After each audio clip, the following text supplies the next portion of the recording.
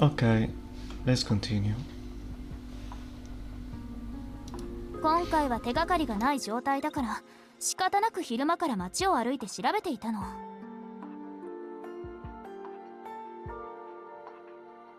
そうしていたら通りすがりの殺人鬼に襲われちゃって、まあ大変。 She claps her hands together, smiling at me. It seems that she's taking a dig at said murder. It doesn't feel great. なるほど。とりあえず話は見えてきた。この町には人間を食い物にする化け物が救っていて、アルクエイドはそれを退治しに来た。けどそいつの居場所を探している時に、俺にやられちまって、今は弱っているから回復するまで隠れてる。そういうことか。うん、簡単にまとめるとそういうことかな。じゃあ次、その敵とやらは何だってそんな回りくどいことをするんだ。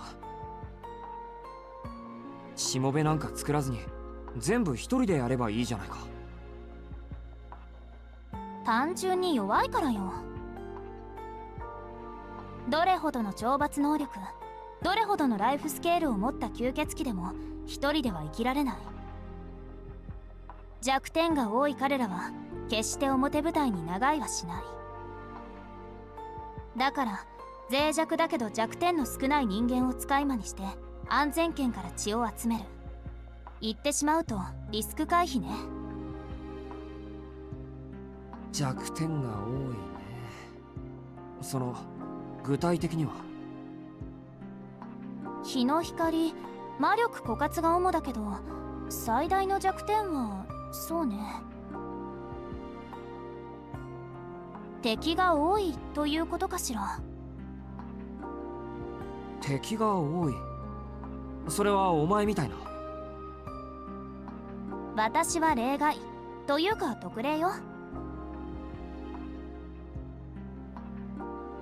吸血鬼はね、人間に嫌われているの。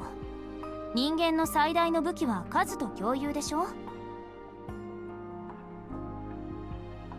いるのよ、世界には吸血鬼が事件を起こせば駆けつけてくる吸血鬼を殺すことだけを目的とした人間が。特に陰湿で執念深いのが教会。西欧を中心にした宗教の異端狩り。主の意志を人の手で代行するなんてお題目から代行者と呼ばれているわ。もう何百年も使徒を殺す技術を磨いてきた人間たちでね、こいつらは下手な吸血鬼より厄介よ。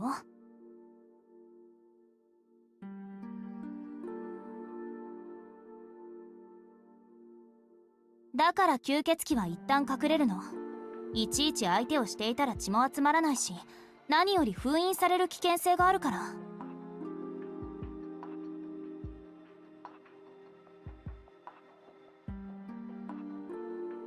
Heresy hunters of the church.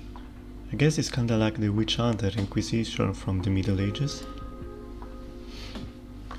This hunter must be really anti-vampire specialist if the vampire feel the need to get into hiding. 一 Still, 旦隠れる。つまり血をたくさん集めてしまえば隠れる必要はない。そうよ、力さえつけてしまえば隠れる必要はない。教会の代行者たちがやってこようと後の祭り、吸血鬼はその町で貯めた資産で暴虐の限りを尽くす。そうして町を完全に食い物にした後、また新しい狩り場を求めて移動する。あなたたち人間が吸血鬼を排除したかったら、それは事件が起きる前に気づくしかない。吸血鬼事件なんてものが起きた時点で、その町は根元から腐っている。四季には悪いけど、もう何人ものしもべが徘徊しているこの町は、あなたたち人間の手では回復できない状況よ。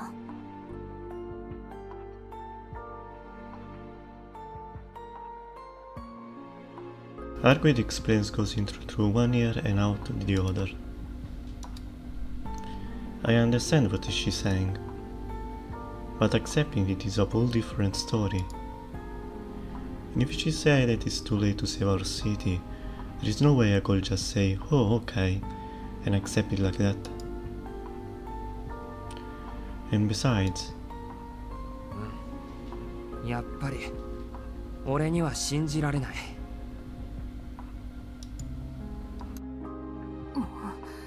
何よ、私が指揮を騙してるって言いたいの？いや、そうじゃないよ。アルクエイドの話は全部本当だってわかる。お前、嘘とかつけないだろ。当たり前じゃない。その必要性がないんだもの。だからさ、俺はお前が信じられないじゃなくて、吸血鬼ってものがわからないんだよ。気軽に吸血鬼と言うけど、まだピンとこない。確かにお前は人間じゃない。それだけはわかる。でもだからって吸血鬼とか言われても実感が湧かないんだ。そういえばそうね。四季の知ってる吸血鬼像と私という吸血鬼像は大きく違うし。ああ、そういうことだ。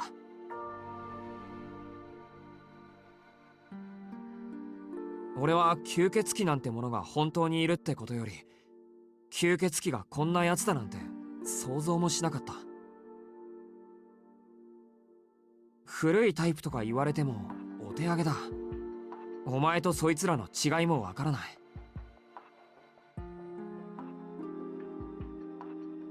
that's right. I shouldn't be talking to her if I don't know what the difference. I can just trust her for no reason. I mean, there is the possibility that she's actually more dangerous than the Syrian vampire. そっか、人間から見ればそうよね。どっちも未知ならどっちも同じくらい危険に見えるってことか。いいわ。それじゃあ今回はさらに特別授業。吸血鬼基礎編について教えてあげましょ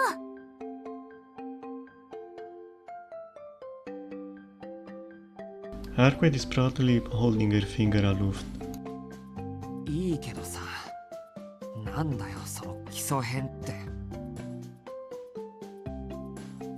指揮は素人だから吸血鬼なら子猫でも知っているようなことから始めないといけないでしょ。だから基礎編大丈夫、先輩としてバシッと教えてあげるから。I don't trust those hands one bit. Also, wait. If you only know about to code the fundamental, then what was all that? はあ、オーケー。とりあえず手短に頼むよ。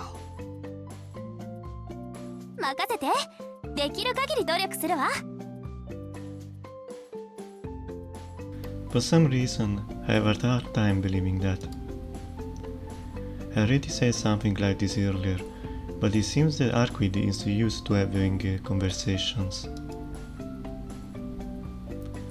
Well, she does call herself a vampire, so maybe she's never had a chance to talk to a human before. I look at my watch and see that it's just before midnight. I'm surprised I've already been chatting this long, but luckily it's not like I have anywhere to be. You have a home there waiting for you. まずは種類分けね。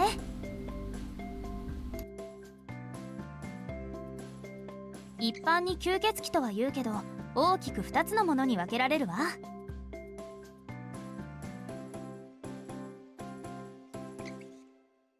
元から吸血鬼だったものと後から吸血鬼になったもの。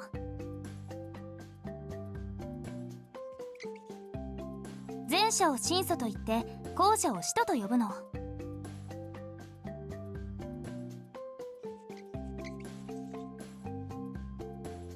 あなたたちが吸血鬼と呼んでいるのは使徒の方。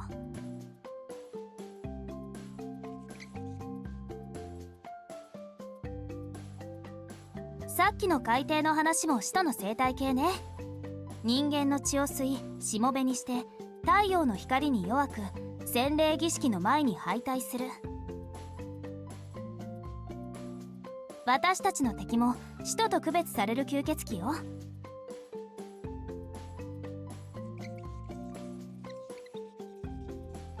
At some point, she switched from saying my enemy to our enemy. I wanted to point this out, but under the circumstances, it's not wrong, so I let it slide. その使徒ってのは初めから吸血鬼じゃないって言ったけど、それはどういうことだ？使徒は人間とか動物とか、とにかくもともとは吸血種ではなかった者たちよ。魔術の果てに不老になった者か、血を吸われてしもべになった者とがいる。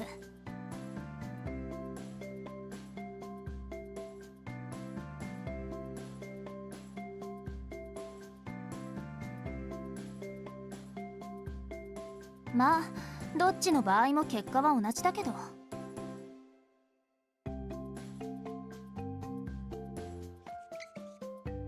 吸血鬼になった者は不完全ながらも不老不死の肉体を手に入れて人間のカテゴリーから外されるの。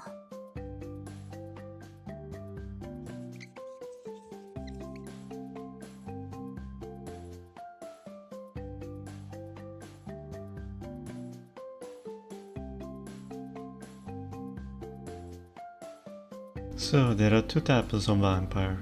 The true ancestor, who were vampires from the beginning,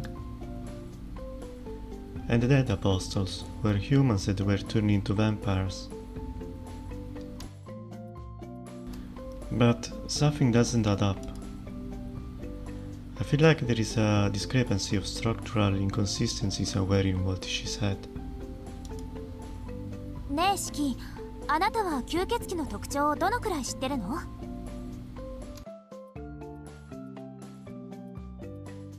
ありきたりのイメージしか持ってないよ。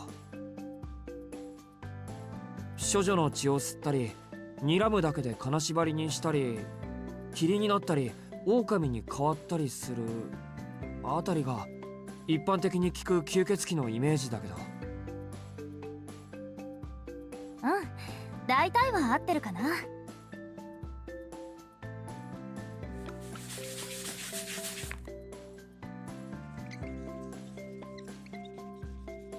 処女の血を吸うというのは、まだ他の人間と体液の交換をしていない血液が彼らの遺伝子を補うのに適しているから。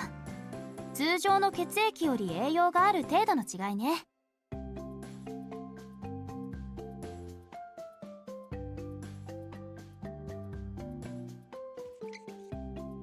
使徒、後天的に吸血鬼になった者は不完全な不老不死なの。確かに不老で死ににくい動的な細胞を持つ生命体に変貌した。けどそれは燃え盛る火のようなもので、エネルギーを常に補充しないと消えてしまう。どんな生物だって栄養を取らないと活動できないでしょ。それと同じよ。ただ吸血種は食事、栄養さえ取り続けていれば寿命がないということだけ。使徒たちのような吸血鬼になった吸血鬼はね、自分が生きていくのに必要だから血を吸うの。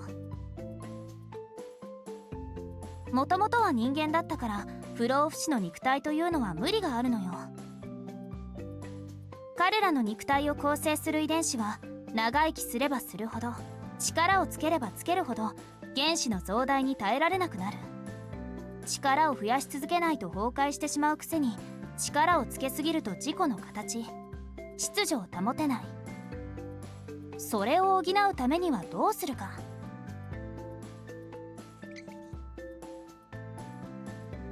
簡単よ。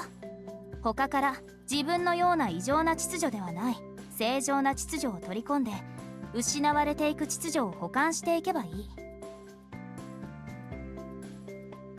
人間が食事に有機化合物を好むのと一緒。吸血鬼は血液からその正常な遺伝情報やカロリーを採集する。魂の熱量と言い換えてもいいわ。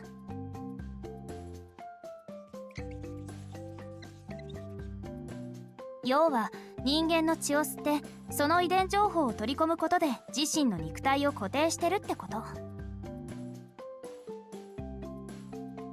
使徒にとって吸血は食事や力のプールであるのと同時に存在のために必要不可欠な行為なの。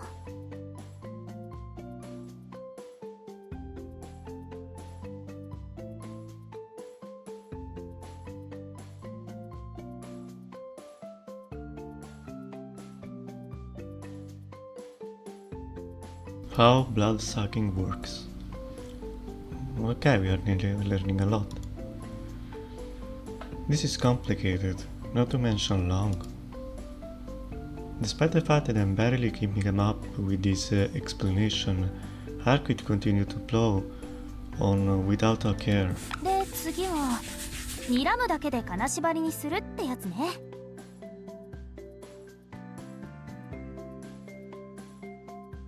これは魔眼の一種よ。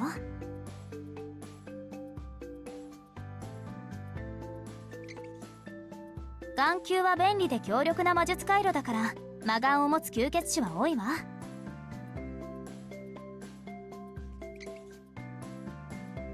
指向性の魔力放出機能が分かりやすいかな。目からそうね、ビームっていうの？ああいうのを出すイメージ。出るのかビーム。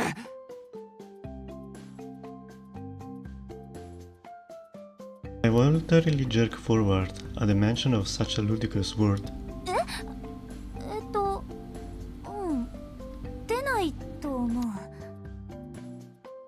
いくらなんでもそんな意味不明な吸血鬼はいないと思う。あくまでイメージの話ね。I see. It's both good and disappointing. っていうか魔眼ってなんだよ。特別な目のこと。魔術回路を使用してシングルアクションの魔術を放出する異能。まあ技術みたいなものね。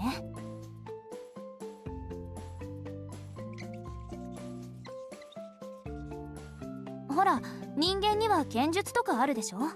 あれと同じ。いろいろな種類があるけど使徒であれば誰でも使える技法みたいなものよ。もっとも鍛えたところで威力は術者の個体差、才能に左右されるけどね。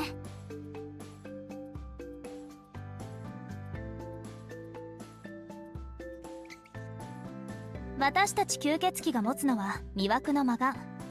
これが基本にして最も強力というか、吸血鬼というあり方において魅惑以外の魔眼はあんまり意味がないというか。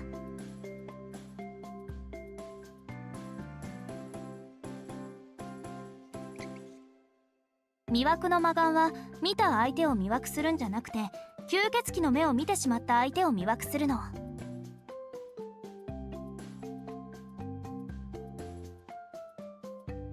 強力な吸血鬼は魔眼で相手の脳に意志を叩きつけてその思考を完全に掌握するんだけど、まあそこまでの魔眼を保持する人は稀かな。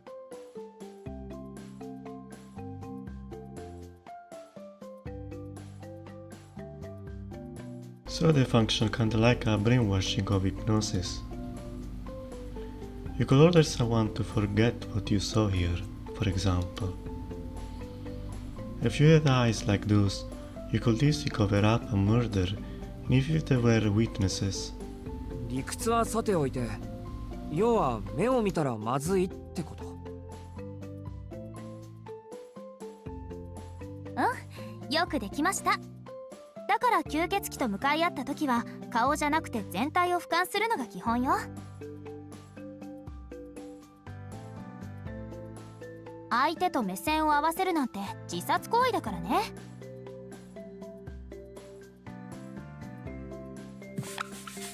次は霧になるだっけ。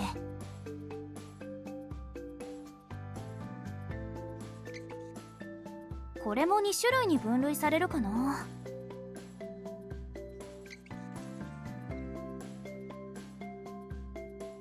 高等なのは本当に粒子化するもの。自己を拡散させて減少になるという離れ技。これが広範囲かつ長時間できる人は数えるほどしかいないはず。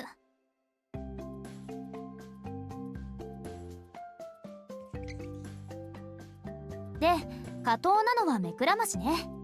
影武者の方が分かりやすいかな。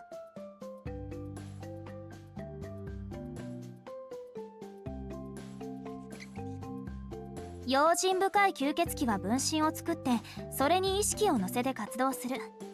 用が済んだら分身を操る魔力をカットするんだけど、それが塵になって無散することから霧になって消えたように見えるだけ。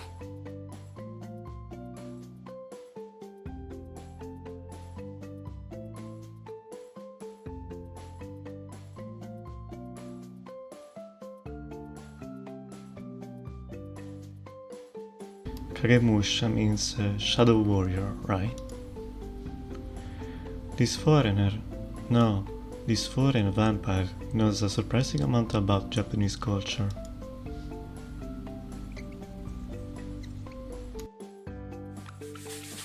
狼になる、他の動物に変わるっていうのは破損した肉体を使いまで補っている副産物ね。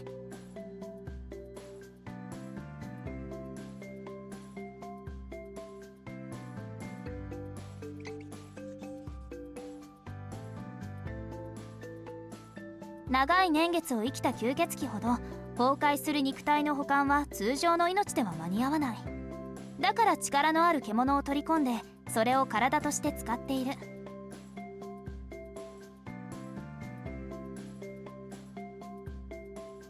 必要な時はその獣を元に戻して刺激するから、狼になった、狼を出したように見える。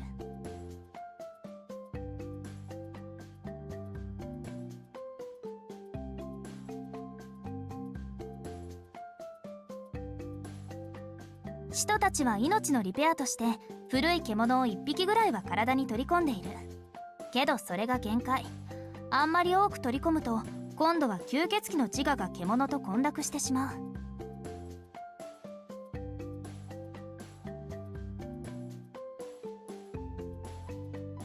使徒の中でも複数の獣を使い魔にしているやつは1人だけ。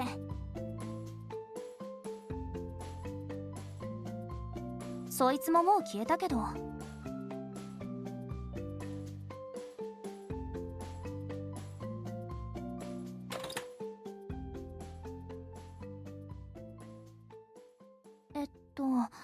こんなところかな。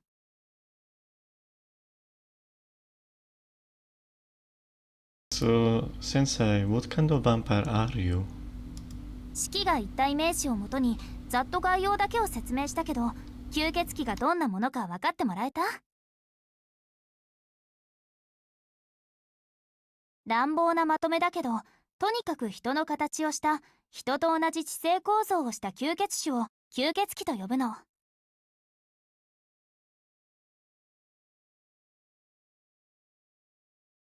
その中身がどれだけ異物でも基本形態が人なら吸血鬼として問題ないわ。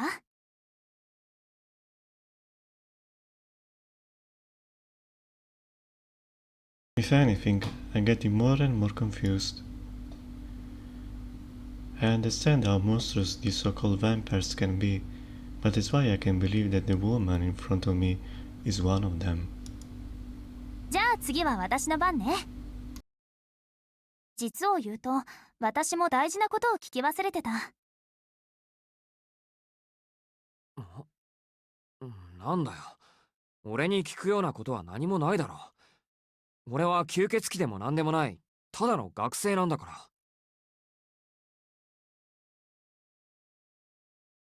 ふん。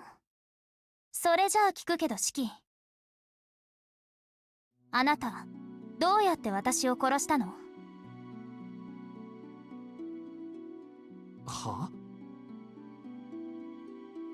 だからどんな手段を使ったのかって聞いてるの。ルーンやカバラあたりの秘術には交代ができているから聞かないし、交代体制ができてないもの、私がまだ経験したことのない魔術となると、この国の古神道と南米の秘宝ぐらいのものよ。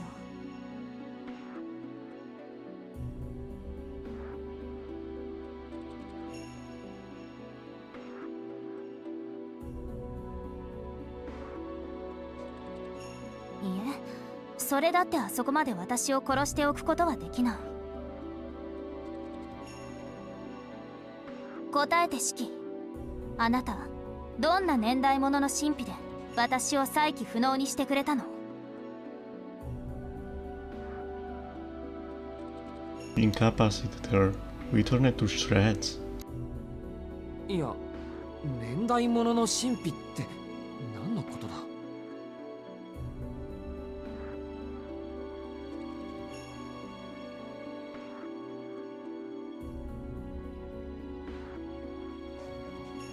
？I can tell that the Arquid is being serious. But I don't understand a single thing she just said. だから概念武装のことよ。歴史と想念を蓄えた触媒。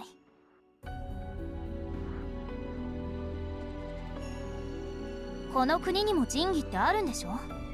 大抵は宝条や剣、宝石や仮面を使用する魔術霊装のことだけど。ねえシキ、あなた本当にそっちの方面の人じゃないの？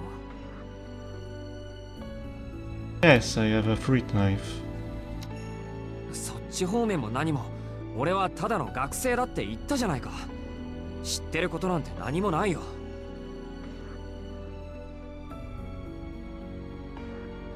嘘よ。魔術師でもない人間が私を傷つけることなんてできないわ。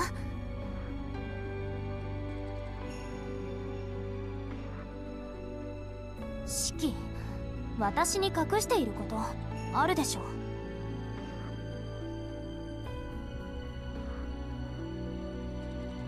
Arquid glares at me like an angry cat.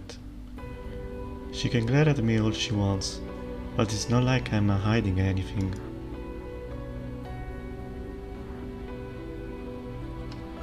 Wait, there is something.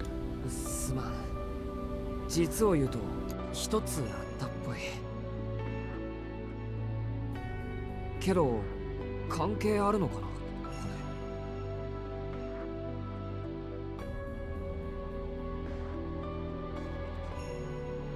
Arquid continues to glower at me. She's going back down unless I tell her everything. なんて言ったらいいのかな。俺さ、物の切れる線が見えるんだよ。切れる線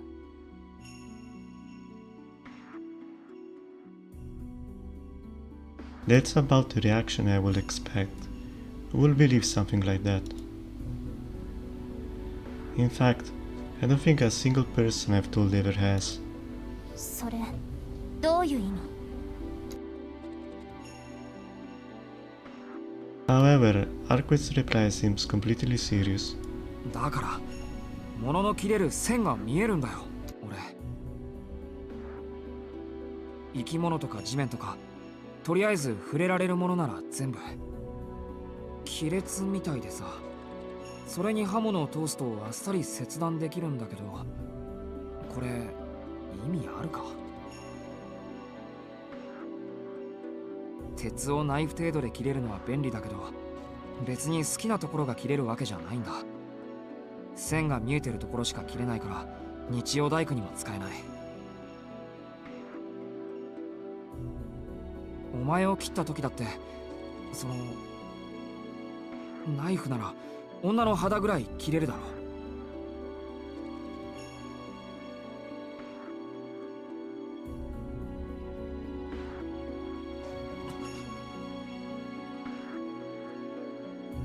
A chill runs down my spine. She's staring at me so intensely that I almost forget how to breathe. そう。直視の魔眼なんて童話の中だけの話と思ってたけど、いるところにはいるものね。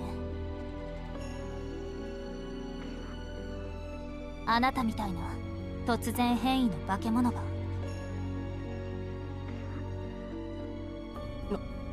なんだよそれ。俺は吸血鬼に化け物なんて言われる筋合いはないぞ。化け物は化け物でしょ。物の死を見る魔眼なんて私たちでさえ保有している者はいないんだから。物の死を見る。それ以外の何だっていうの？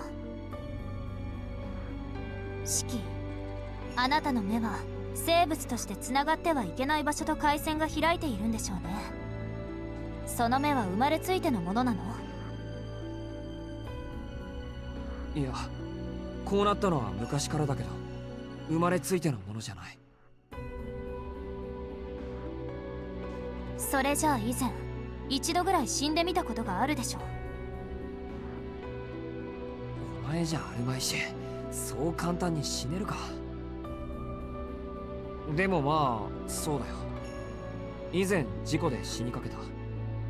線が見えるようになったのはその後からだ。潜在的な素質もあったんだろうけど、きっかけはそれでしょうね。直視の魔眼か。確かにそれなら間違いなく私を殺せるわ。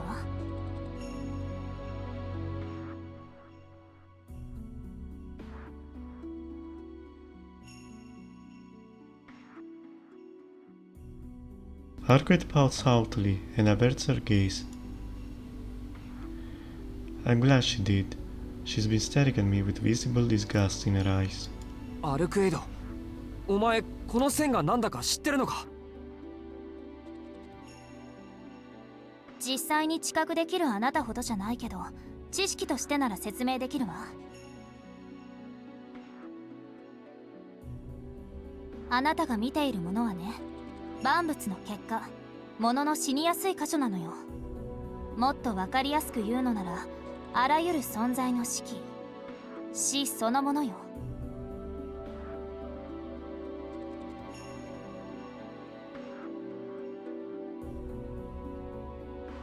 That's subtly different, but close enough to what Sensei told me when I received these glasses from her as a child. The conclusion of things, their future. Without even realizing what I was doing, I spent all this time desperately trying not to be conscious of them. 何言ってんだ。俺が見てる線なんてただそこが切れるだけのものじゃないか。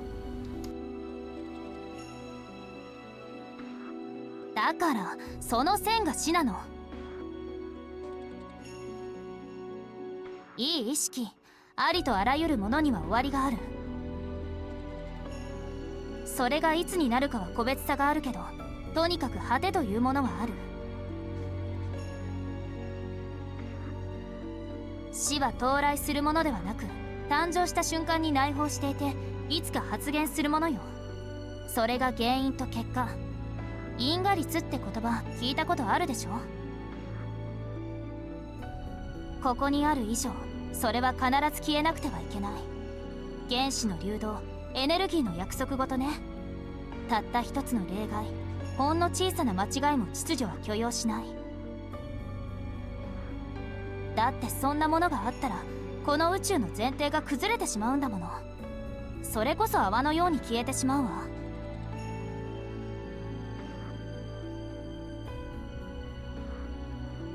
Okay, and even if all that were true, they are. He's talking about the death of the universe blowing things out of proportion a bit. 見当違いじゃない。あなたの目はそれぐらい最悪な目ってこと。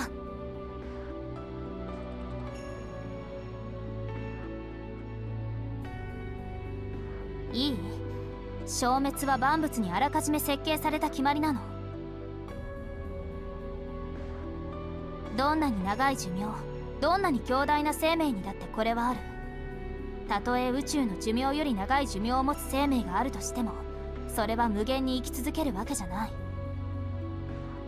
この定められた消滅がものの式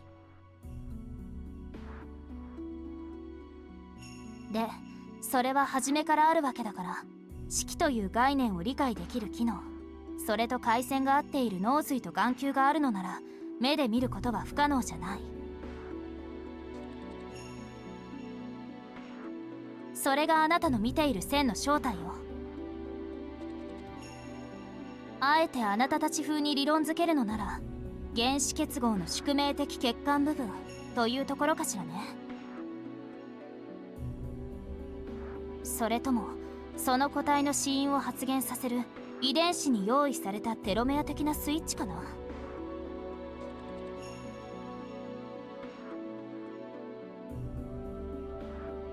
とにかくあなたが見ているのは、ものの死にやすい線、死という結論そのものよ。よくそんな状態で今まで生きてこれたものだわ。よっぽどあなたは心が穏やかなんでしょうね、シキ。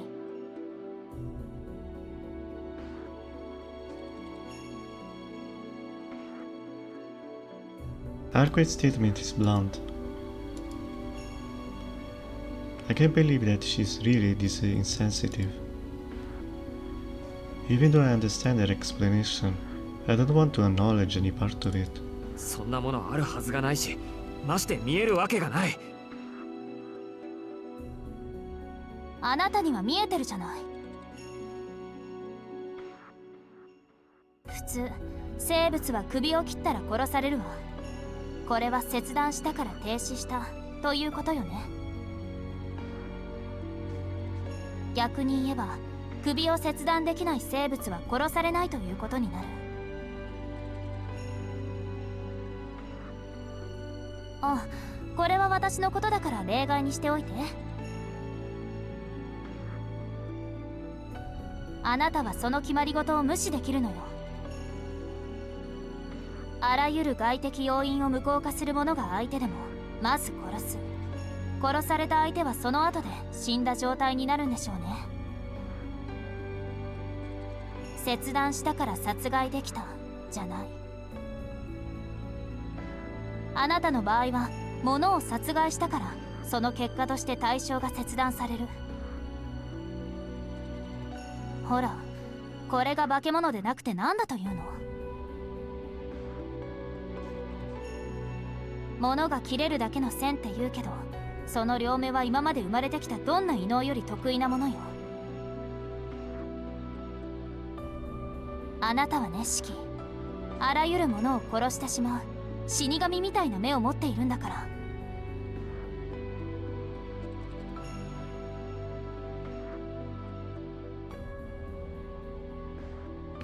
She's right. I made it all this way by trying not to be aware of this, but not acknowledging it. But the truth is that I have known this far for a very long time. Just as Arquette said, this eyes and this life can be anything more than a mistake, as far as the world is concerned. Because ever since that day, I've been shown the end of the world. I've been forced to grapple with the possibility that everything could fall apart at any second. As long as I'm alive, I'm surrounded by it. Smothered by these potent portents of death. じゃあ何か。俺はお前だって殺せることになるぞ。何でも殺す物騒なやつなんだからな。そう？じゃあ試しにやってみよっか。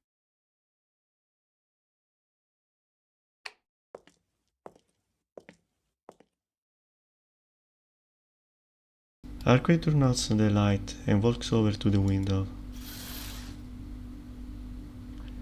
She opens the curtains. The previously hidden profusion of light and detail comes into view.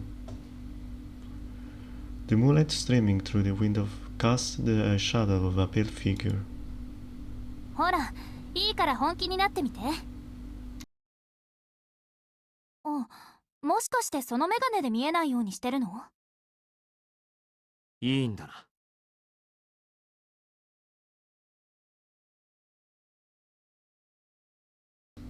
There is no way.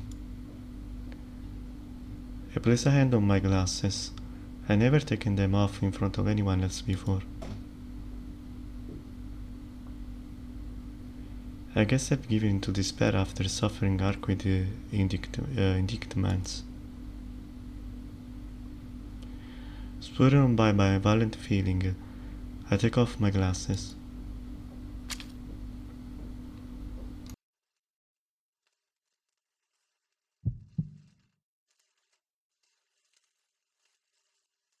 Lines scream their way across the room. The world brims with death.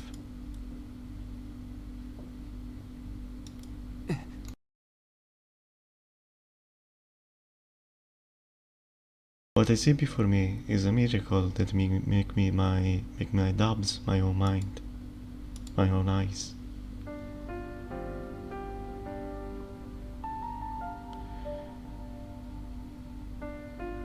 A white moon hangs in the sky outside the window.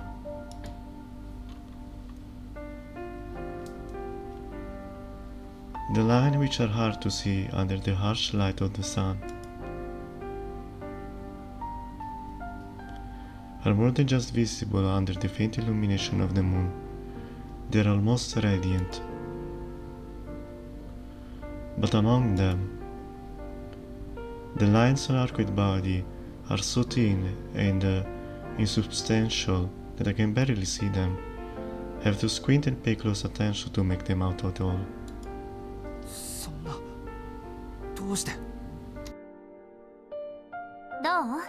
線はほとんど見えないでしょ？私ね、夜は四季のない生き物なの。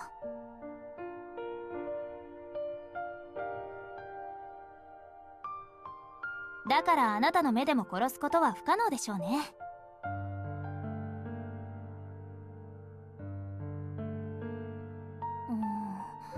それでもちょっとは見えちゃうのかな。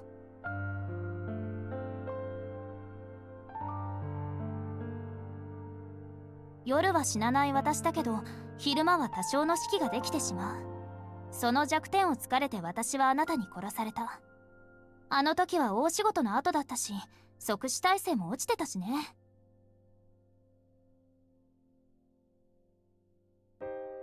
結果、私はあなたに殺されて、この通り夜でも死期ができるほど弱ってしまった。要するに不老不死で亡くなったわけだけど、死期、私の体の線が切れる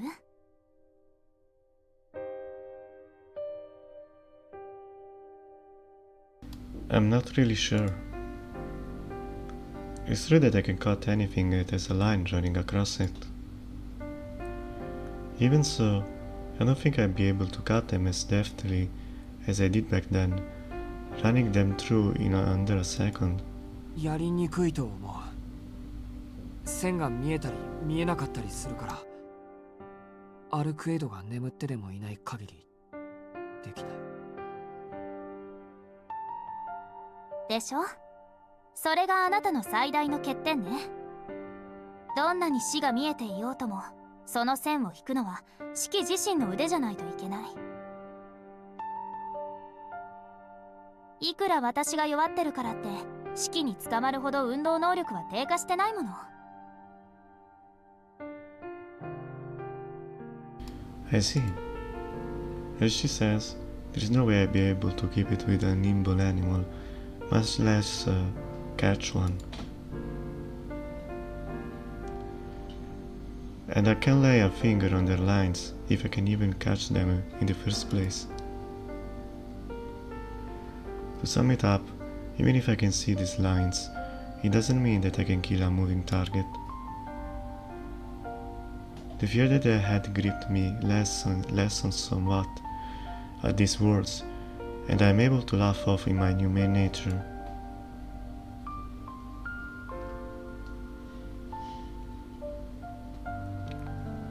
Yeah, it's just a funny story. A joke that brings me a sense of comfort. No matter what metaphors or shortcomings I'm of, the world that I've been looking at my whole life will be no change. In this world, I am a defective part that must be allowed to join with the others. Ah, but even so, there is no way I can spare any thoughts for such ordinary concerns. Not really an imaginable sight like this before me.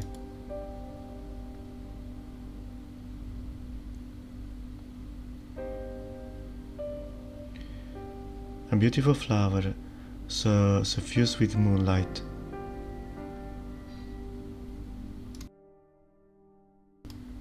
Yeah, I don't want to enter eternity or anything like that.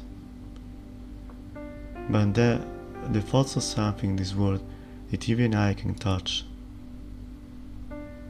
I want to live holding on to the hope.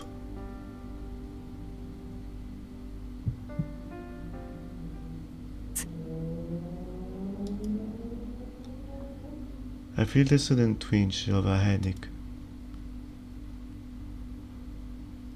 Looking at all these lines gave me a headache. I put on my glasses, and the miraculous scene before me fades back to reality.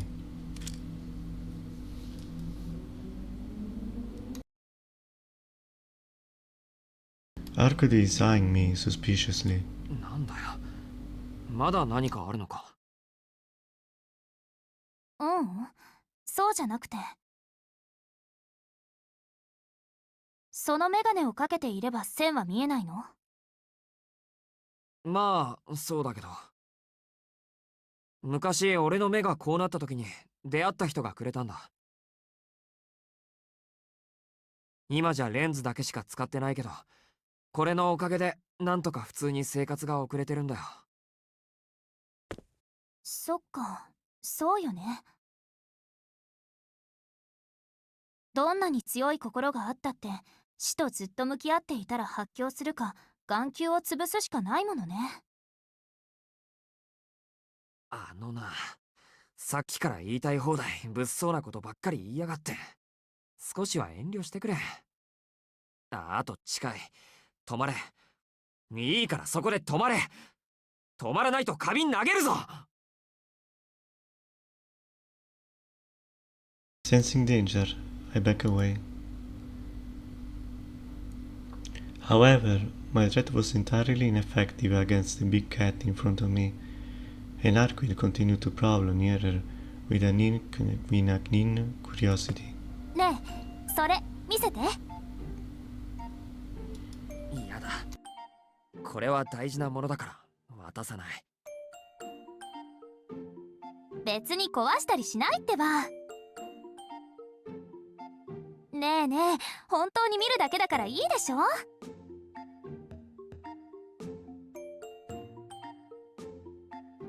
What kind of silly proposal is that?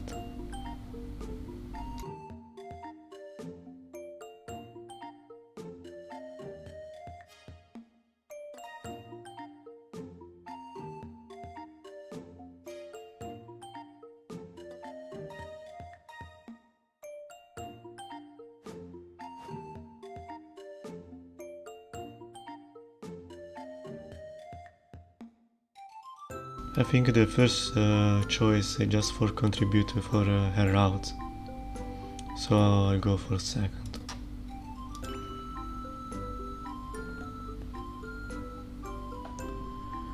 How suspicious. Specifically that she's not going to make them feel extremely suspicious. 見るだけでもダメ。路地裏の時にお前のバカ力は思い知らされたからな。何かの弾みで握りつぶされたらどうしようもない。何よバカ力って。路地裏の時は当然でしょ。そういう風に力を上げていたんだから。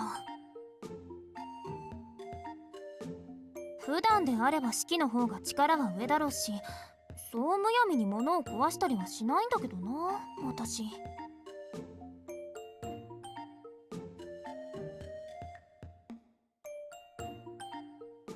As Arquid said that, she reaches out her hand as though to take off my glasses.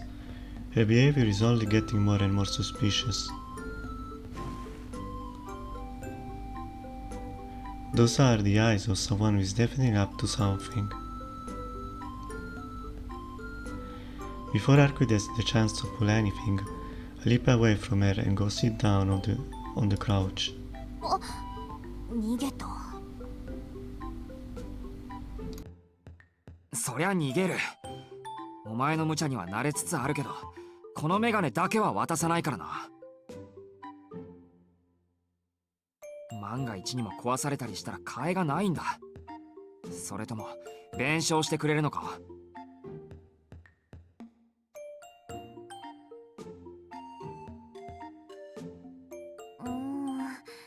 大抵の魔術品なら当てがあるけど、それはちょっと無理っぽい感じ。わかりましたよーと、式のケチ。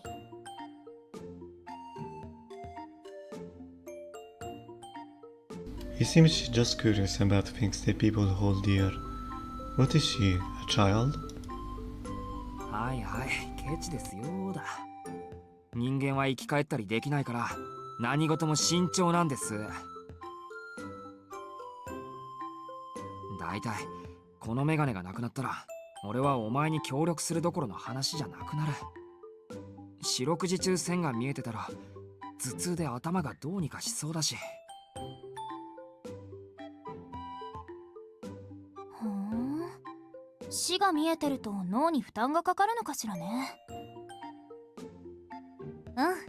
式の目は何かと原因がありそうだけど、とりあえず今はこれぐらいかな。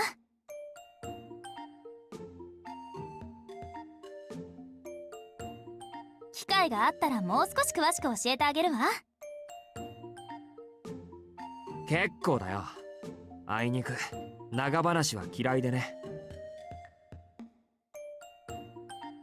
そう？私は誰かと話すのって好きだけどな。意図が半分も伝わらない不自由な言葉でもこんなに心が揺れるんだもの。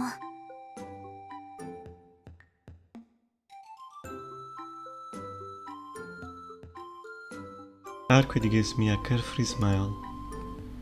It seems as though she really was having fun simply talking with me.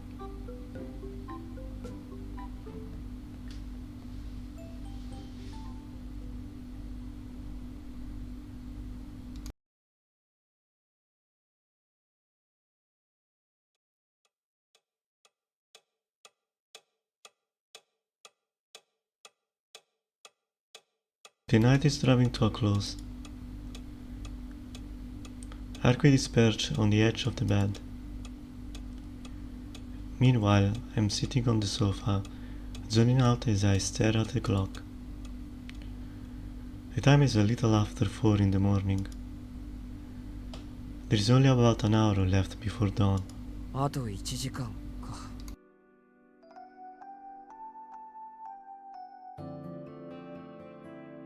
Nothing unusual has happened so far, and Arquid herself shows no sign of being nervous.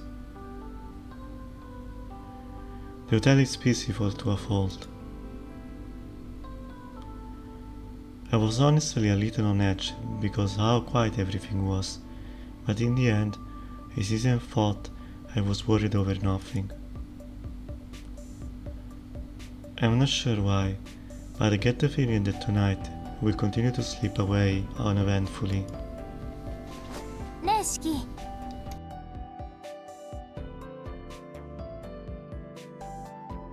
Arquid calls out to me for the tenth time. なんだよ。もう話すこととかないからな、こっちは。そうなの？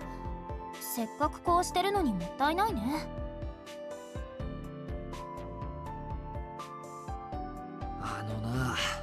さっきからどれだけおしゃべりに付き合ってると思ってるんだ。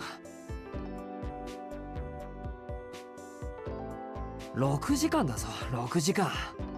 何が疲れたかって、見張りなんかよりそっちの方が疲れたよ、俺は。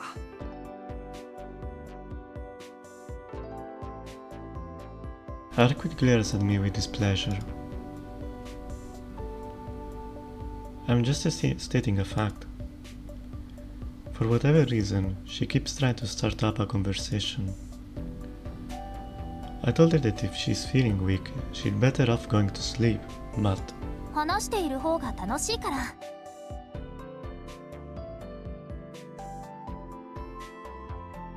She just won't listen to me, so I wound up being conversation partners instead. I really don't understand what goes through her head. To make matters worse, my stomach is growling. Come to think of it, I haven't eaten in close to 24 hours. The last meal I had was breakfast yesterday. お腹が減っているなら何か食べたら？せっかくホテルに泊まってるんだからルームサービスを使えばいいのに。い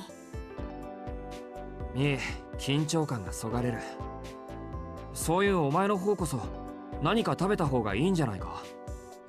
弱ってるくせに眠りもしないんだから、せめて食事ぐらいしろよ。式がいいなら私もやめとく。普通の食事もそれなりに意味はあるけど、一人で食べてもつまらないもの。普通の食事って食事に普通も特別も。Alright. She doesn't look at it at all, but Arquid is supposedly a vampire. If she is, then Tsukihime blood will be her way of having a meal. Arquid said earlier that vampires need human blood in order to survive. If that's true, whose blood has she sucked before, and consequentially, how many humans has she killed?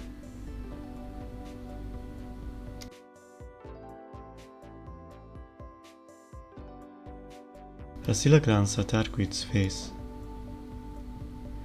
This is ridiculous. Even though she's explained to me numerous times that she's a vampire, I just can't imagine her sucking someone's blood. 何？私の顔になんかついてる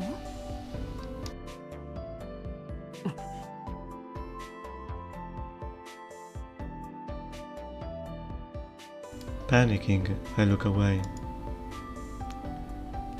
Arquid stares intently at my face for a second. Then flashes a devious grin in my direction. 気になる？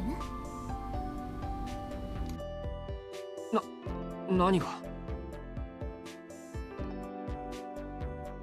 私がどのくらいの数、人間から血を吸ったのか気になる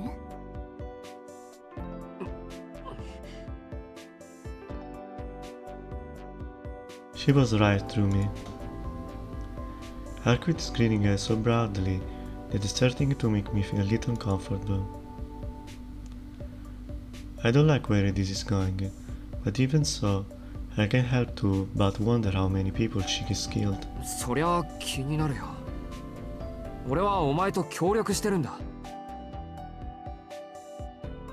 それぐらい知っとかないと、いつお前が心変わりして襲いかかってくるか予測がつかないだろ。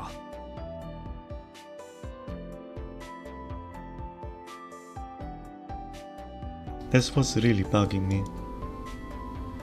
Arquid seems to have understand what I'm saying. それじゃあ問題。私は今まで何人の血を吸ってきたでしょう。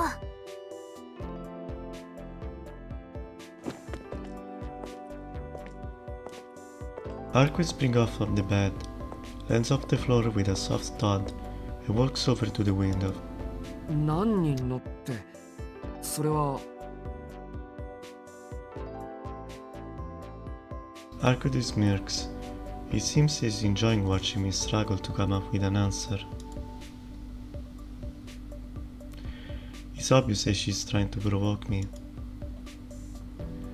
Fine, I'll give her a straight answer. We are talking about this weirdo here, so I'm sure the number is...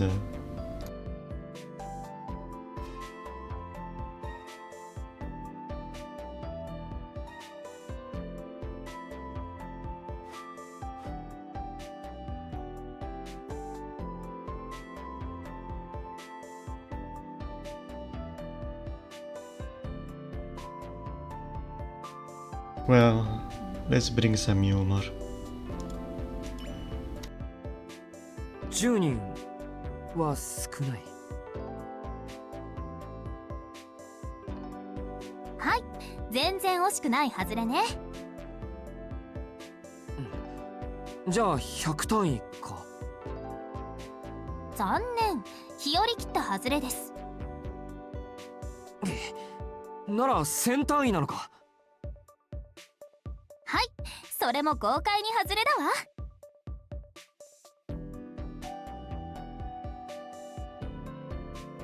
She's gonna say none.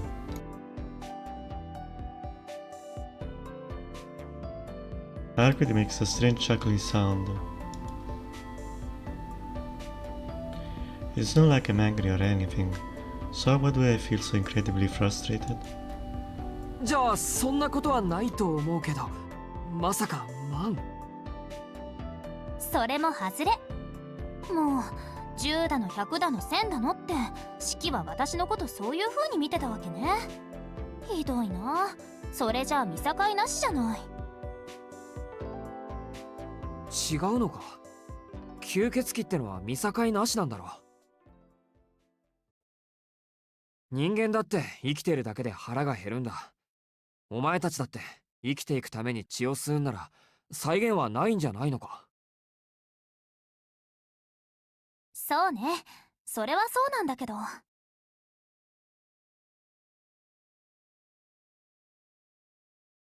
私は自分から血を吸うなんてこの800年一度もないかな。普通の人間を殺したことだって一度もないよ。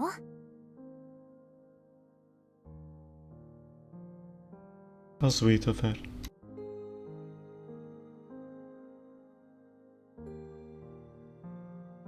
Even I can tell that is a pretty strange thing for a vampire to say.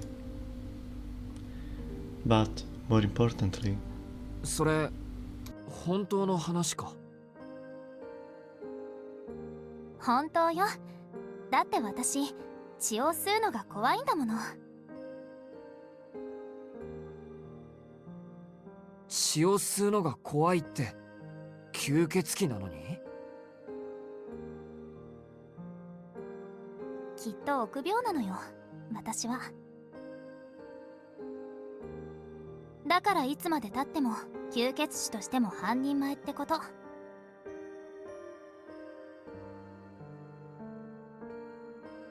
as she mutters those words, Hercules looks out the window at the night sky. For a long time, the woman in white simply stared up at the sky. Viewed from behind, a figure is indistinct and hazy as that of a phantom. そっか。半人前なんだ。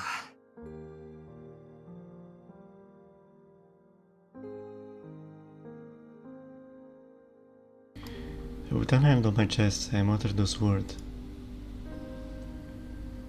Huh, these feelings. Am I relieved? I wonder why. It doesn't make any sense. どうかしたの、シキ？別に何でもない。お前が臆病なチキンだから笑っただけ。チキン？私、なんで鳥？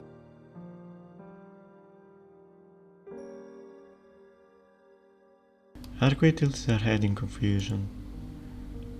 You will never think she was a vampire beside on the way she looks. Of course, it makes total sense I would feel relieved. After all, it's just been made clear that the woman in front of me isn't a bad person after all, Why won't I be relieved? At any rate, if I believe what Arquid just said, then I don't need to worry about her turning around and killing me out of the blue. That's why I feel safe. Well, feeling safe is a part of it, but there is another, very different, thing I'm relieved about. Jeez, what am I thinking? I can't believe my feelings are so out of whack that I'm happy about the fact that Arquid is a failure as a vampire. あれ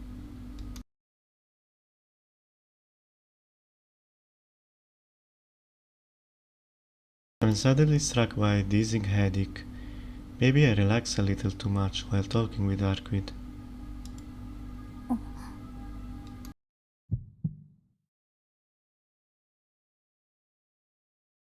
A white haze clouds my vision. This is not the usual chronic anemia. I'm able to think clearly. I just have a faint headache and a strange chill. どうしたのよ、シキ。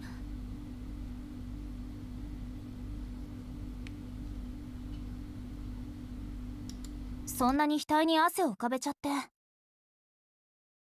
Enemies nearby? 汗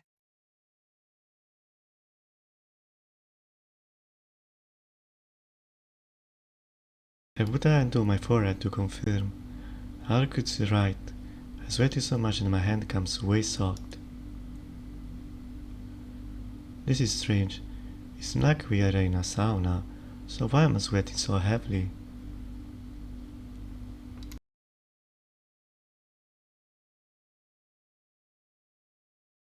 With rising unease in my chest, I look over at the digital clock in the room. The clock reads 4:32 a.m. The temperature has dropped to 11 Celsius with the morning chill.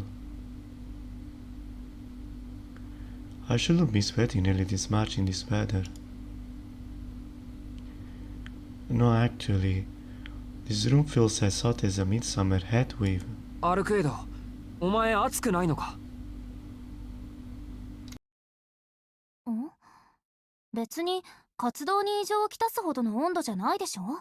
まだたったの38度だし。弱っているとはいえ、今の私でも3000度ぐらいまでなら普通だよ。Ugh. It was stupid of me to ask. 3000 Celsius? Can you not even burn a vampire with a blowtorch? No, I'll have to save the question for another time. Display on the clock hasn't budged from 11 Celsius. Either the machine is not to freeze or something's wrong with the ability to tell whatever it is.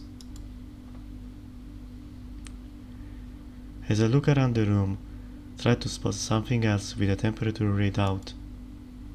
なんだあれ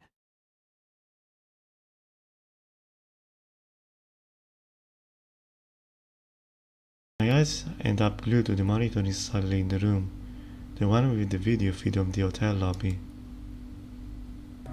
燃えてる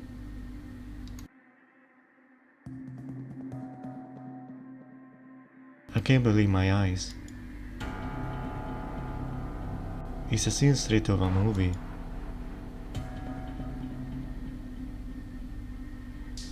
The flames flash and spill outwards in waves.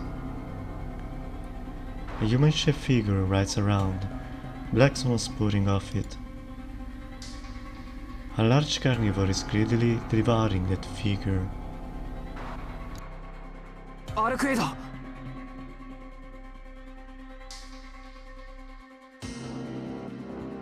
Arby doesn't say a word. Is that hostility?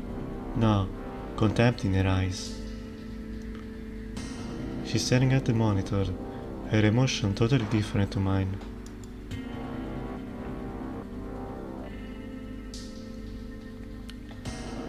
It takes less than a minute for the lobby to sink below the sea of flames. The fire alarms do not ring. The thermometer doesn't rise. I'm still sweating profusely, and my throat is parched from just breathing. It doesn't take a genius to work out what's going on. It's the enemy. Those burning corpses from this afternoon have made their way to this hotel.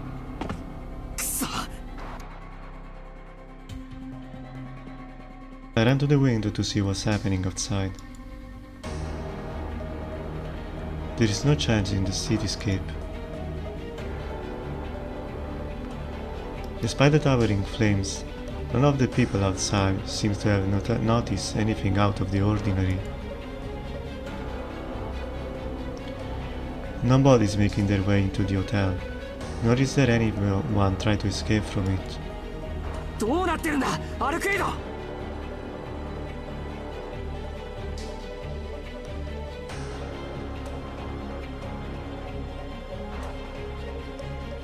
Arquid is stubbornly keeping her mouth shut.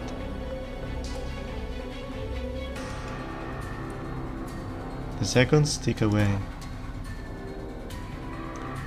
The temperature of the room continues to climb. It feels as though my skin is about to roast. I don't know what's going on outside the corridor. I don't know what's going on downstairs either. All I know is that a niggling voice in the back of my mind is telling me that it's already too late. Arquid still hasn't said anything. Is she anxious? Or maybe frustrated? She's just standing there emotionless, clutching herself as she was trying to hold something back. She said something about how she was going to leave this room. I'm pretty sure that was her way of saying she's not strong enough to do anything right now. If that's the case, what shall we do in this situation?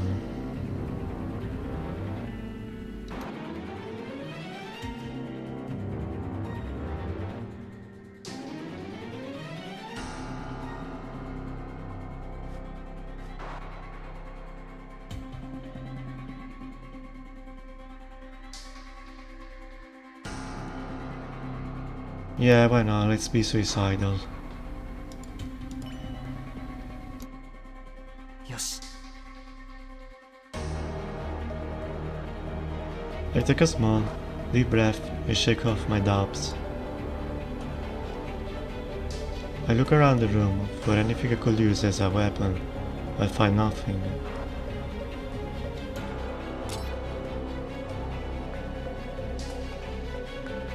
Swallowing my hesitation, I take my knife out of my bag and walk over to the door. 四季。 様子を見てくれ。俺が戻ってくるまで部屋から出るな。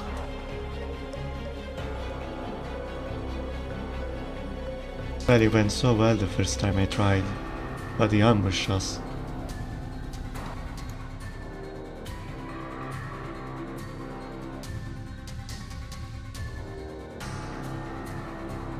Arquid seemed like she wanted to say something, but I brush off her gaze and go out into the hallway.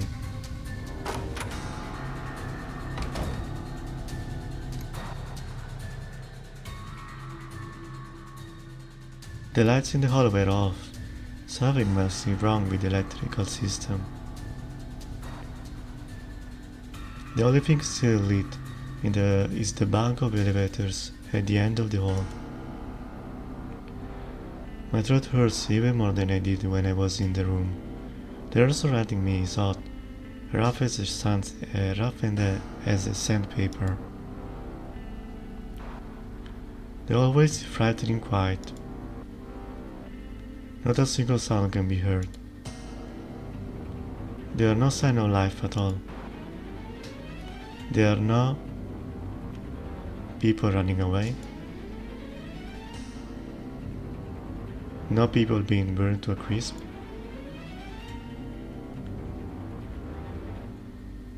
A space so tense and so soundless, I almost want to believe the scene I saw on the monitor wasn't real.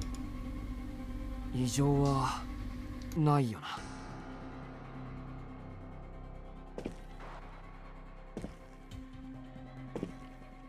I walked down the hallway. The sweat on my forehead coalesces into droplets that then rolled down my face. It's so oppressively quiet that I start to feel like I'm trespassing. Trespasser.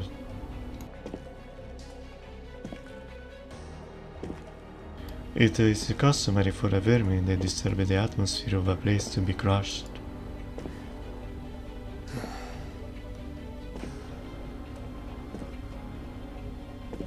Is going insane again?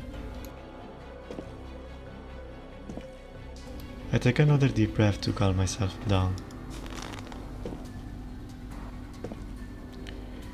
My hands are slicked with sweat. I adjust my grip on the knife, wrap my finger around the handle so it won't slip. I feel nauseous. There is a strange sensation at my temple.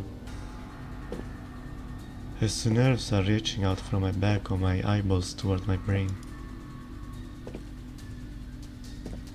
Are my eyeballs trying to sink into my brain? Or is my brain trying to swallow my eyeballs? Beating down on the dull pain, I continue walking along the scorched path.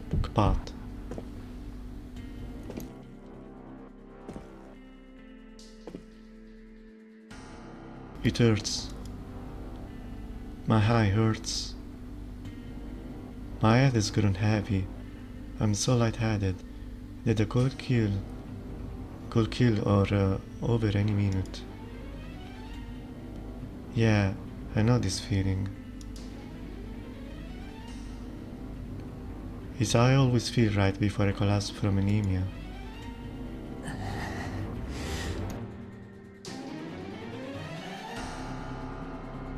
Or it's just your bloodlust. It hurts. It hurts so much, I can't bear it anymore, and I take off my glasses.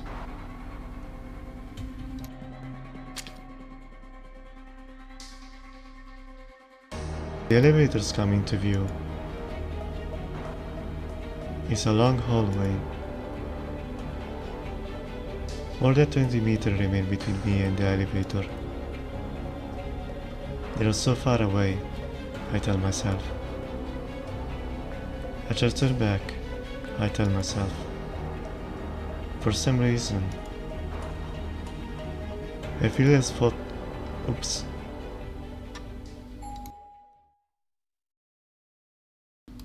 I hear the sound. As if to disturb the peace of this immaculate, lifeless space. The chime of an elevator bell rings. It's so ominous that I stop in my tracks. I can do nothing but stare at the uninvited guest. The floor indicator stops moving. The cab arrives. I can see the lights on the elevator door in the distance. No, it's more like... The lines are so bunched up that they look like a wall of speckles. The door opens. The small iron box hangs agape.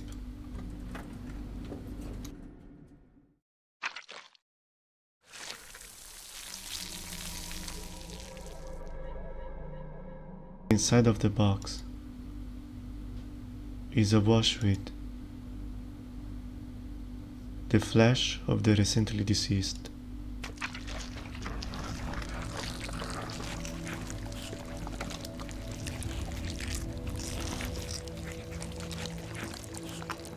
In this game,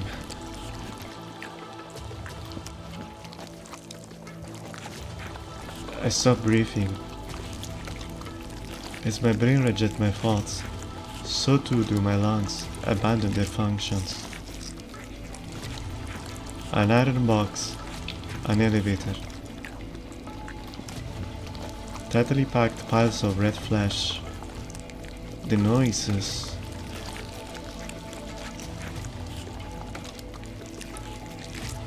In the midst of all are two dogs, ravenously gobbling up the meat.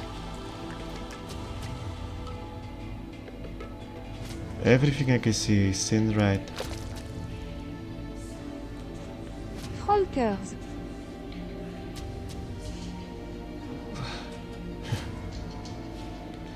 Hey Goo.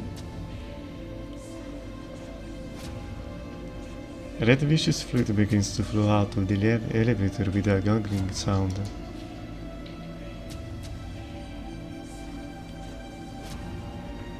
Within the sea of blood, body, bones, brains, fingers, and organs.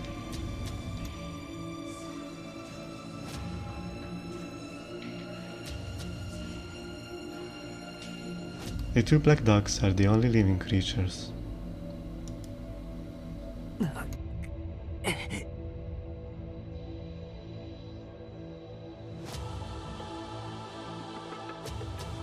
My mind refuses to accept this scene as reality. At the end of the hallway, inside the elevator, the dogs are scavenging off people's bodies. Within the elevator is a vent leading to the floor below. Leaking through that vent are countless screams that I couldn't hear before. Don't listen to them. If I listen carefully, I can hear them. The scratching and scraping sounds of flesh being chewed on. The screams calling for help. The sounds of death and agony that very resemble human language.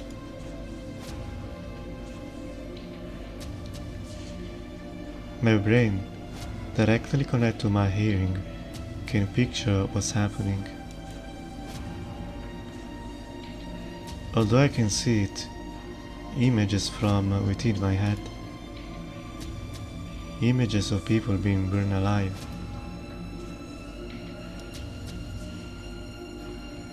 Images of people being eaten alive.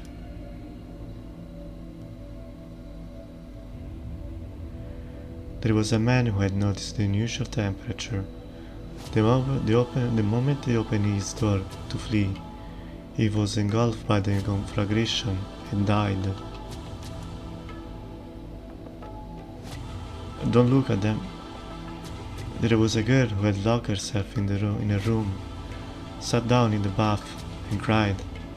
The flame rising from the lobby blackened the floor, and her body was turned to ash from the inside, like a steamed fish.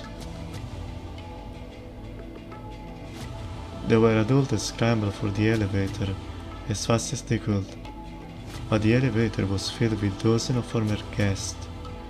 These guests, no longer human, greedily set up on the adults that had just arrived.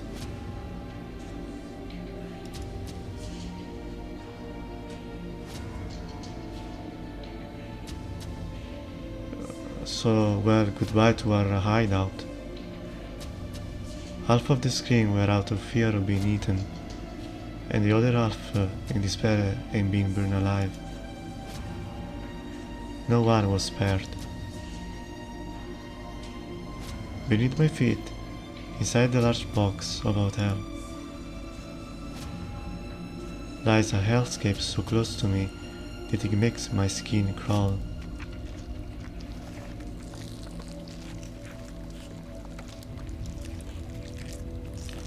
I feel nauseous, but I can't let myself throw up,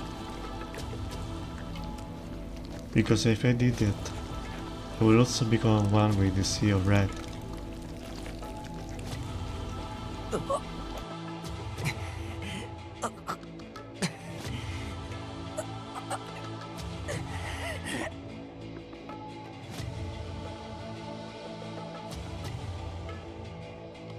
I force my soul breathing to reassume. Gritting my teeth, I regain control of myself. The dogs in the elevator notice my presence. Having come back to my senses, I realize that the noise from downstairs has ceased.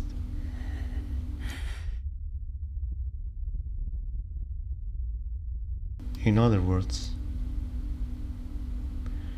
that means that there is no one left alive anymore.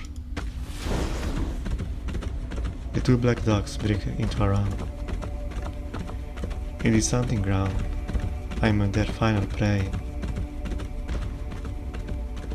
The dogs rush towards me.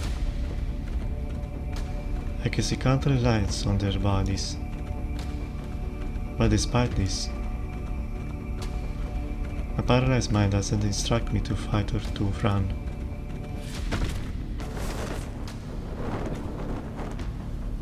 The first of the two dogs sleeps. Its speed is incomparable to that of a human. It took less than 2 seconds for it to run the length of a 20-meter hallway. The black dog opened his mouth. His fangs, like raw soft teeth, lunged for the throat. Sweet and precise. At the same moment, my brain finally processed that it's coming for me. The dog fang sinks into my throat with a wild squelch.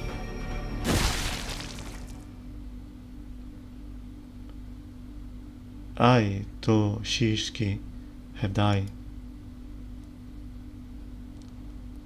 No, that's not right. There is no way I could be killed like this.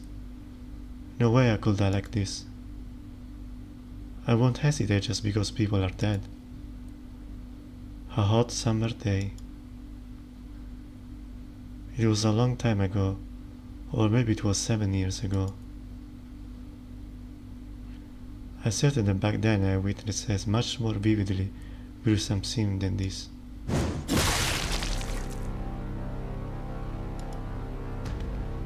I plunged my knife into the forehead of the black dog that had snapped at the nape of my neck. The moment its fang touched my skin, just before it bit into my carotid artery, my arm moved on its own.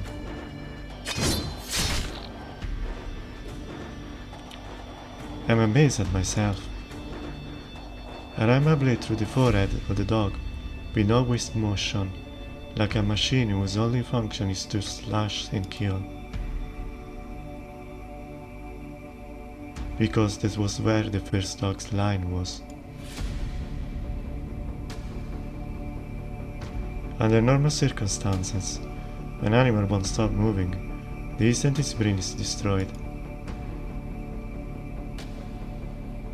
Muscles that have already received signal from the brain will execute the last given command for as long as they are able.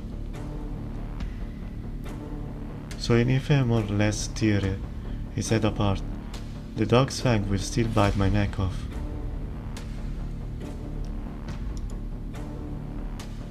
Yeah, well, under normal circumstances, that is. However, the dog is dead. To die is to be stopped. At the moment it was about to kill me, it lost all validity.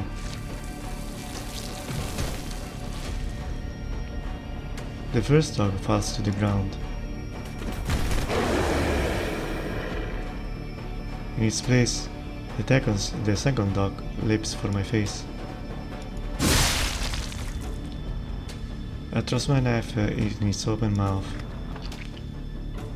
With a rending sound, the blade bursts itself into the dog's flesh. The dog side of my back may be tough, but his inside are soft. His bone and flesh are both literally rotten. However, this was a mistake. This thing's line isn't on his face, but on his chest. By stabbing him in the mouth, all I managed to do is tear a hole in his flesh. The knife I plunged into the roof of the dog's mouth reaches all the way back to his head. Of course, the hand holding the knife is now also inside the dog's mouth.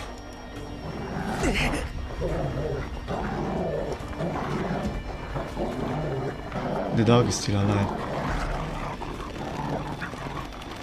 He's still able to clamp down with his jaw.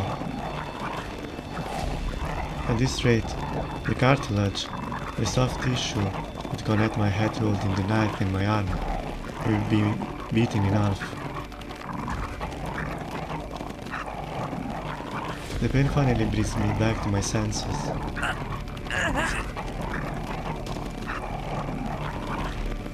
You've got to be kidding me. What the hell am I doing? Sticking a knife in a dog's mouth and letting it bite off my arm? No. I desperately try and pull my arm out. The pain on my arm being pulverized is so intense that I start seeing stars. The dog's fangs don't show any sign of letting go. No, not just that. Even though I've skewered his dog through the head, I'm still brimming with energy. The dog shakes his body and forcefully positions itself on top of me.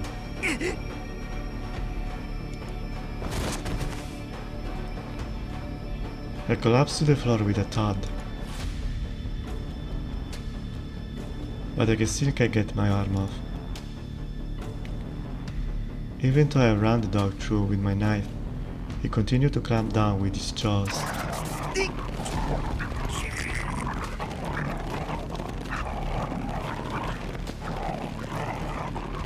My arm is being ripped off. I can't believe it. Dogs are supposed to be able to keep beating down when they are in a state like this.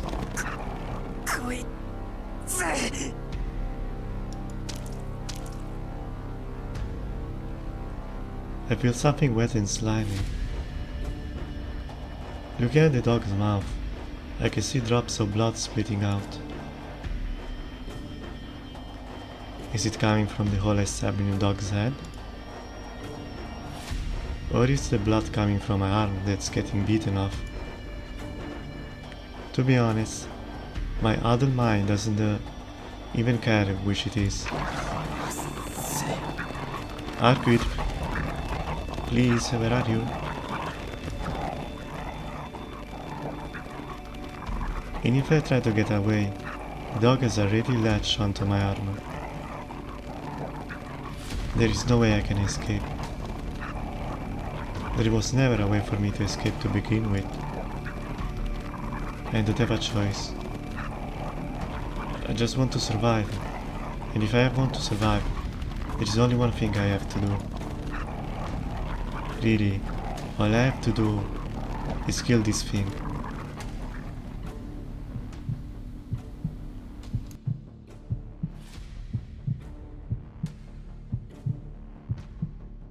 Oh boy. So, what should I do? One of my arms will be torn off in a matter of seconds. My knife is held by the same arm. I've been pushed down. Even if I manage to pull my arm out, the black dog will bite at my neck the very instant it gets free.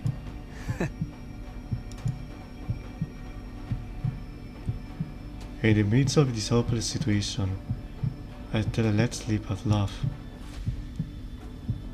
Everything's going to be fine. I just have to step back, examine the situation, and think carefully about what to do next. Good luck with that.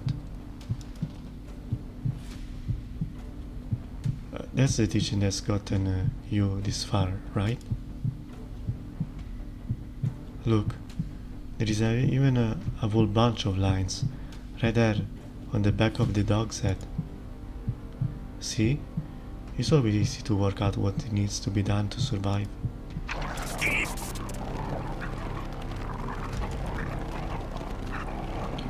So then, why am I hesitating? He's a violent animal, a beast that devours humans. But even so, right next to me, suffocatingly close, is another living being, his pulse racing.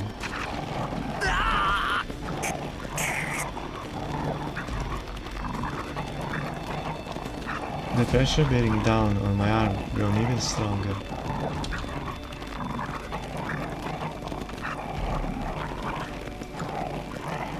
Stupid.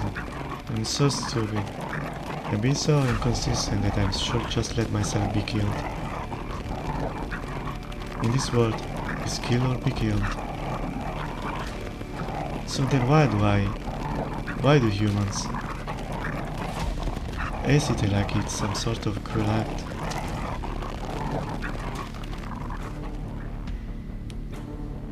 A drop of red pal falls on my face. It slowly drips down my forehead and into my eyes. Dark vermilion seeps into the back of my eyeballs. A vermilion color scorches my vision. Hot, thick, nostalgic liquid. I feel dizzy and lightheaded.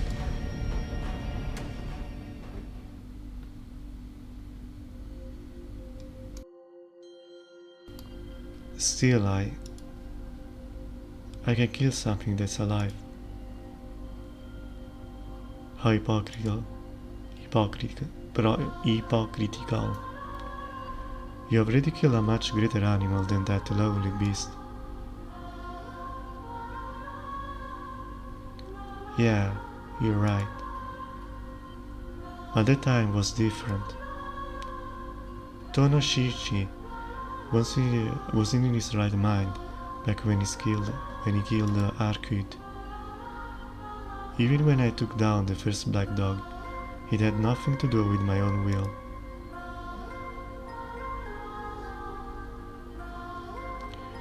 But this time, the decision is mine to make.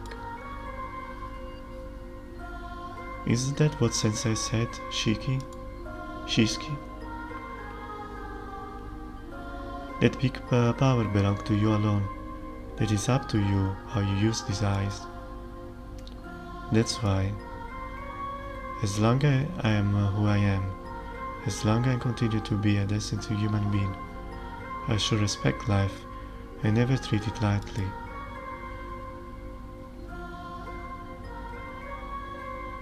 But there's also hypocrisy.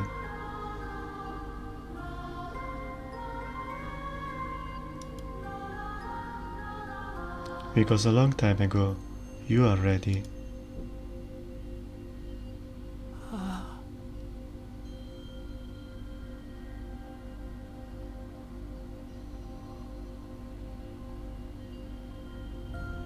Sister?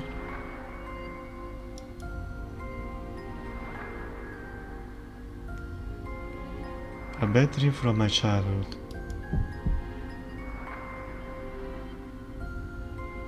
Come on, what are you waiting for?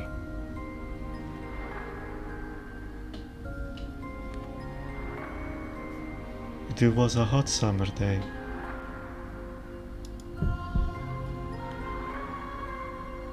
If you hadn't killed him, he would have killed you instead. In front of me was the figure of a boy covered in blood.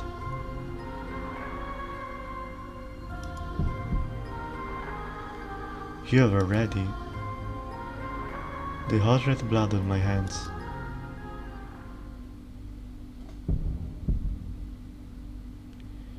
Killed someone once before, haven't you?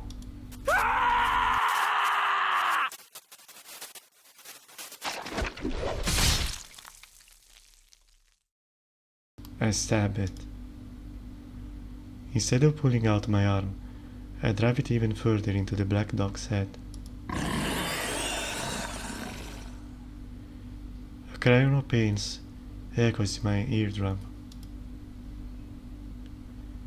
The black dog's cry of agony is like the high-pitched scream of a woman.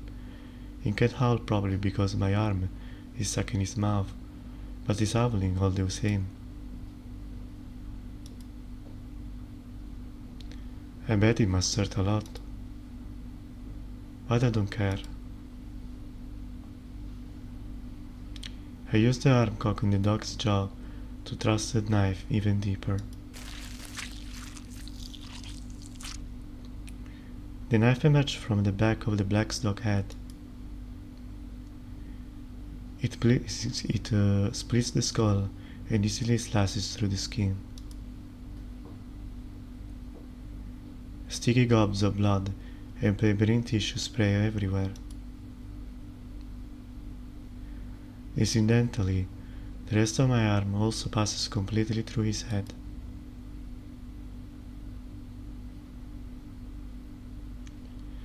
But despite all that, the black dog is still alive. There's only one thing to do. I reach out my other arm. I rip the knife from my bloody fingers and grasp it firmly in my left hand.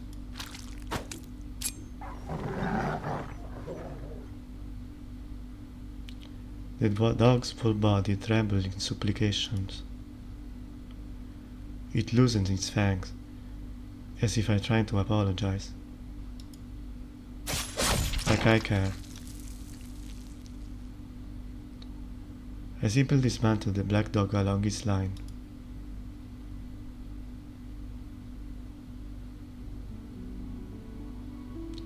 Two dogs down. I looked down at what used to be a living thing. I removed the dog's jaw from around my arm with ease. なんだ、全然食い込んでないじゃないか。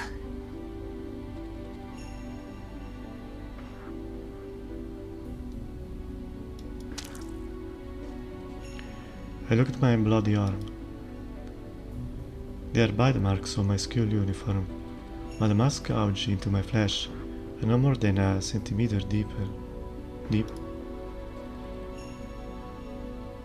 The majority of the blood belongs to the black dog, whose head had pierced.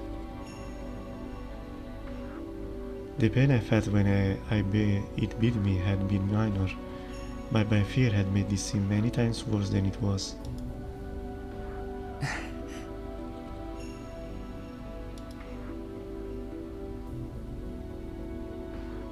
I lie down on the ground and look up at the ceiling. My head hurts. My world has started to fray at the edges, and I can see the lines of death poking through the hair here and there. The warmth has completely faded from my limbs, but my mind still feverish turning over.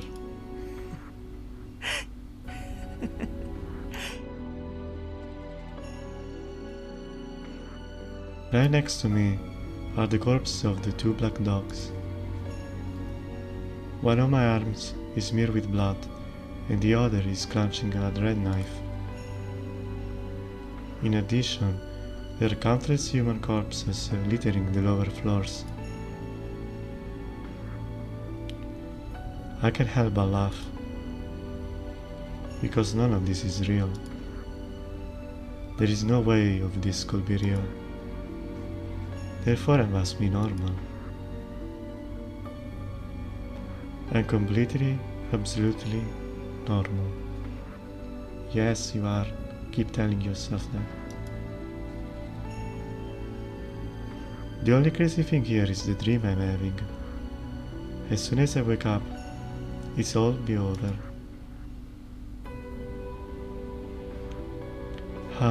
But how long have I been dreaming with my eye wide open like this?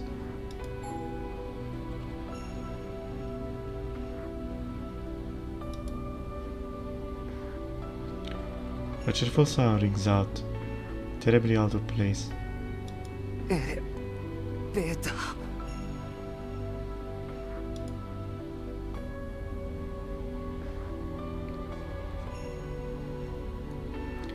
Another elevator arrived right next to the one from earlier.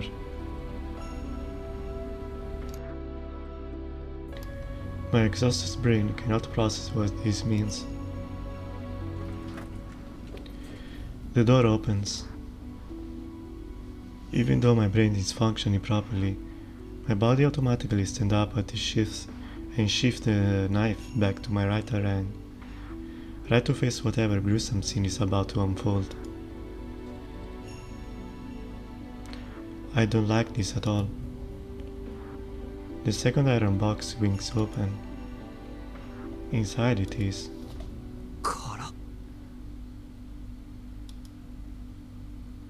There is nothing inside.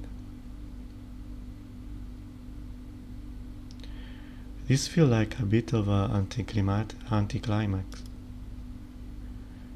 The danger has passed. Or so you think. Everything may be over already, but at least now I know what happened on the lower floors. Since there is no longer any reason to be here, I turned to go back when.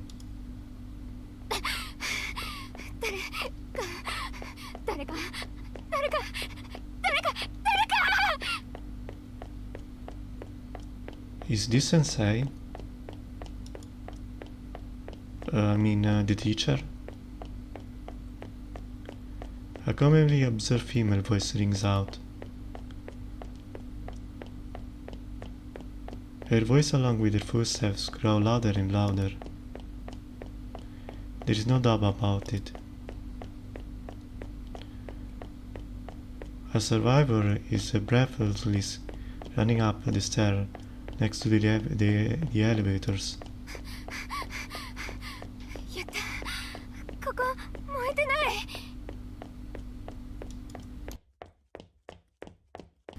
I can hear her cries of joy.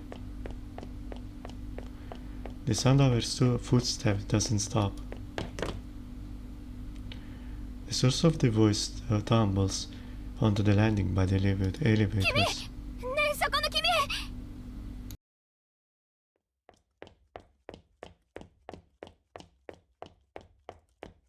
Noticing my presence in the hallway, the woman begins to run once again.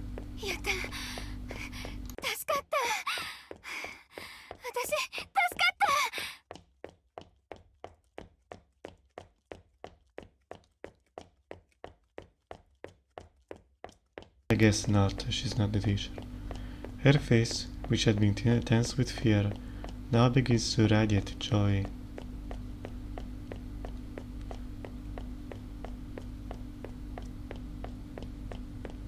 If I remember correctly, he says something about says something about some being turning invisible. I don't know if it was a special abilities of higher vampires or their servants, like the undead.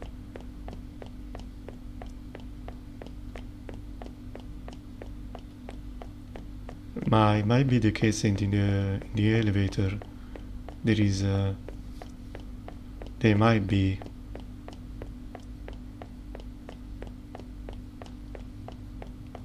A creature with the ability.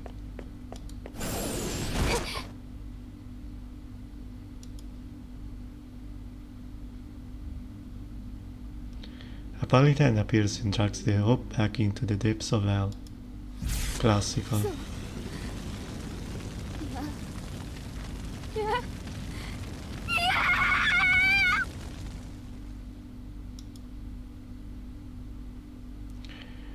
She continues to stare at me, begging for help.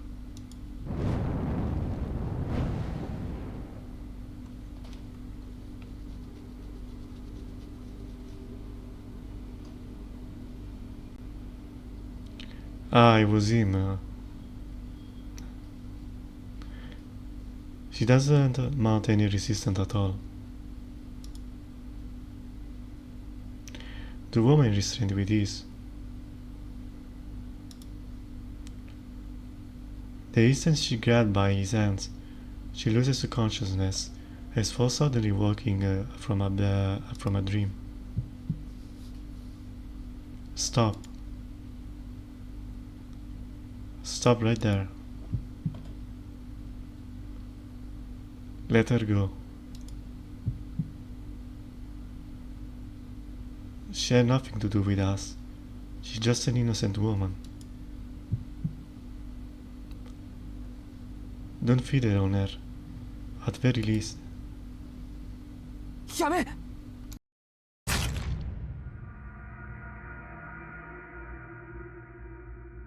My please doesn't make it any time. Even if it had, it would have made a difference. I stared at the woman's neck.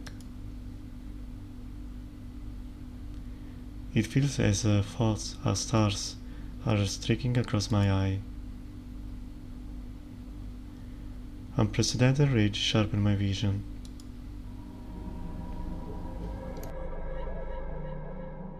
Two bottomless eyes clogged with bloody resentment.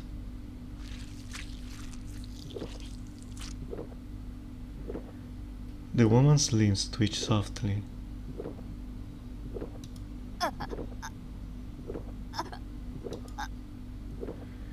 All emotion and vitality drained from their face, stolen away by that man. I'd never seen anything like this before.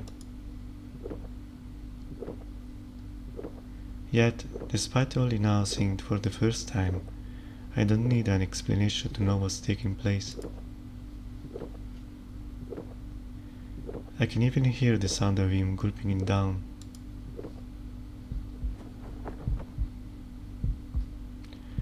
After a long period of feasting, the man casually discarded her body. The woman falters like a withered tree. A ballerina dancing on the precipice above the abyss of death. On her wretched back. There are no screams. Only the sound of bloodshed echoes through the air. Her ruptured back. A shower of blood. The vampire lets out a sigh of relief as he bathes in it.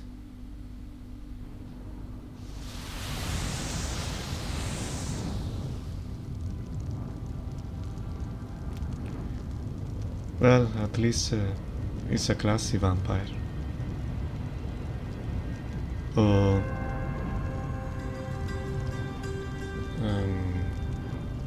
his category was how is it called?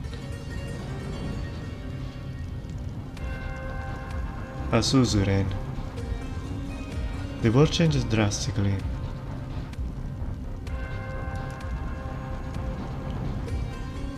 The apparent temperature finally matches that of a reality. A layer of flame enveloped the corridor, like a river overtopping a dam.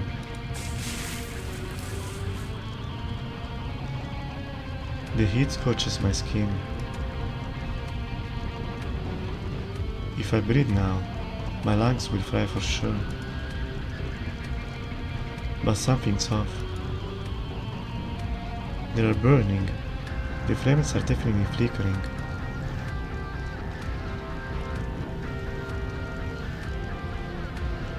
And I will take a pause. I will back later. Thanks for watching, or anyone else.